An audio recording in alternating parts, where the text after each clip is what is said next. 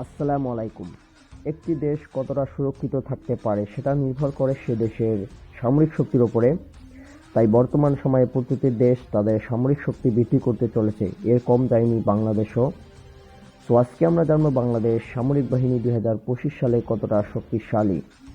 প্রতিটি দেশের সামরিক সক্ষমতা কতটুকু তা নির্ধারণ করে গ্লোবাল ফায়ার পাওয়ার।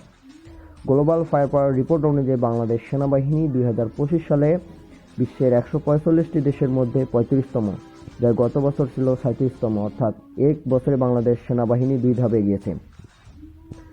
বাংলাদেশ সেনাবাহিনীর 2025 সালে মোট সেনা সংখ্যা প্রায় 7 লাখ। এর মধ্যে সক্রিয় সেনা রয়েছে 1,63,000।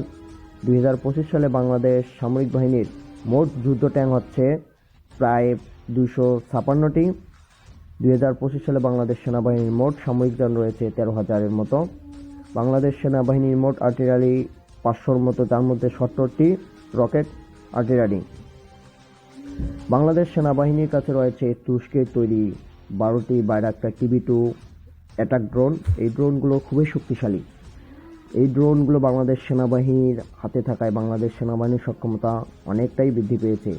এই ড্রোন ব্যবহার করে ইউক্রেন রাশিয়ার মস্কোবা যুদ্ধজাহাজ সহ বিভিন্ন সামরিক স্থাপনায় নিখুঁতভাবে হামলা চালায়।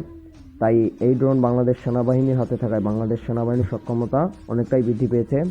তো আজকে এই পর্যন্ত। এই ভিডিওটি ভালো লাগলে অবশ্যই আমাদের চ্যানেলটি সাবস্ক্রাইব করে রাখবেন এরকম সামরিক বিষয়ে বিভিন্ন ভিডিও পেতে।